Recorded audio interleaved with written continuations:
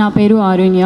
ముందుగా ఇక్కడ వచ్చిన మీడియా అన్నలందరికీ నమస్కారం అండ్ వేదిక మీద ఉన్న పెద్దవాళ్ళందరికీ నమస్కారం.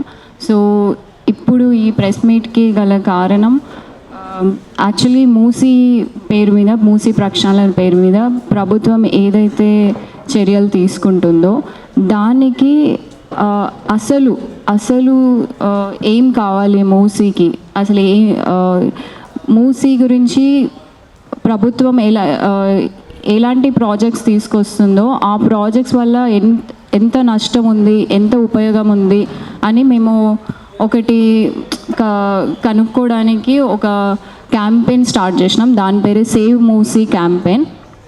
అనంతగిరి హిల్స్, వికారాబాద్ కొండల్లో ఈ మూసీ నది ఎక్కడైతే స్టార్ట్ అయ్యిందో అక్కడి నుంచి కృష్ణా నది లో కలిసే వరకు ప్రతి ప్లేస్కి వెళ్ళి అక్కడ ఉన్న మూసీ పరిస్థితిని పరిశీలించడం జరిగిందనమాట.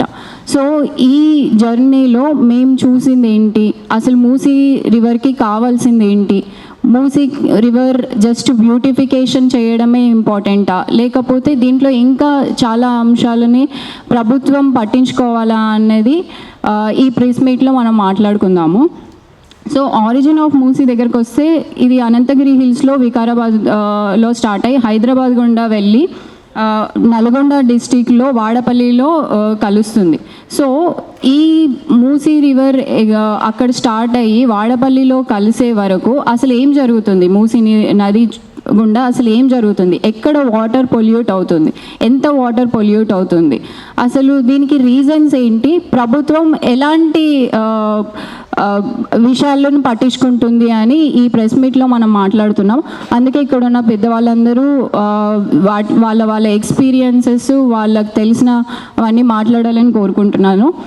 సో పొల్యూషన్ విషయానికి వస్తే ఉస్మానియా యూనివర్సిటీ ఒక స్టడీలో ఏం చెప్పిందంటే 654 మిలియన్ లీటర్ల ఆఫ్ వాటర్ వేస్ట్ ఈ మూసీ నదిలో కలుస్తుంది. సో దీనివల్ల చాలా హెల్త్ క్రైసిస్ ఉన్నాయి.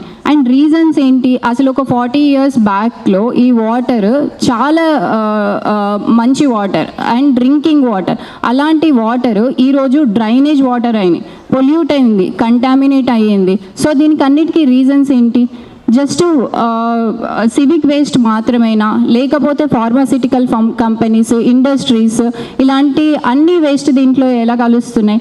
అయితే మేము ఈ జర్నీలో తెలుసుకుంది ఏంటంటే, మూసీ అనగానే మనకు ఎక్కువగా గుర్తొచ్చేది హైదరాబాద్ పీపుల్, హైదరాబాద్లో ఉన్న మూసీ. కానీ ఈ మూసీ నది ఎక్కడెక్కడ వరకు పారుతుంది, ఎన్ని విలేజెస్ ఈ మూసీ మీద వాళ్ళ బ్రతుకు సాగుతుంది, అండ్ ఎవరు రీజన్స్ దీనికి అన్నిటికీ అని మనం తెలుసుకోతే చాలా స్టోరీస్ మాకు తెలిసినాయి. ఆ స్టోరీస్ అన్నీ మా మిత్రులందరూ మాట్లాడతారు.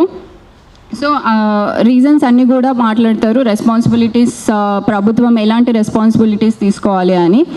సో ఒక 2 years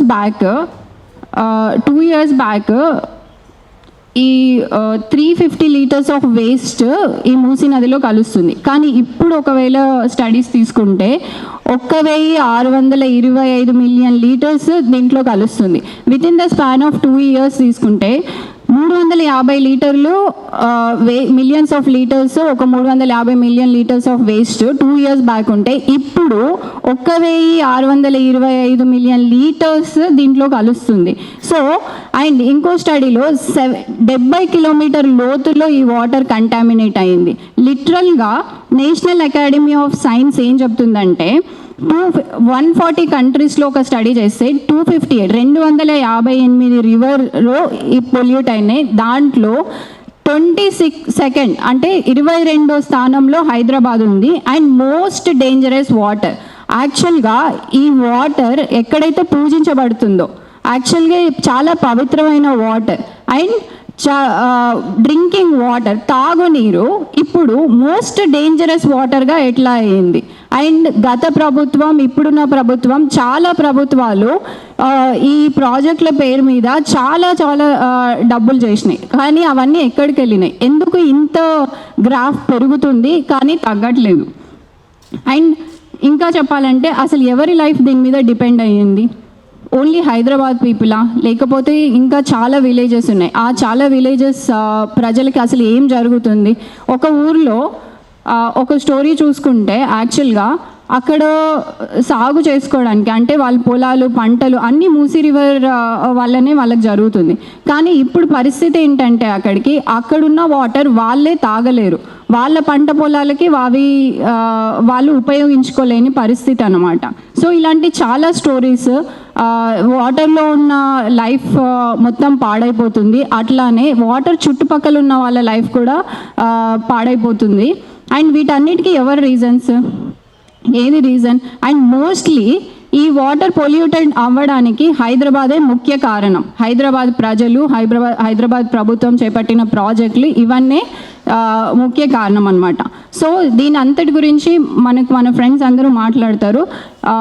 this is what it is. And funds and discrimination in the funds releasing for this Musi river. అసలు సెంట్రల్ గవర్నమెంట్ ఎలాంటి ఫండ్స్ మూసీ రివర్కి కేటాయిస్తుంది, అసలు కేటాయిస్తుందా లేదా?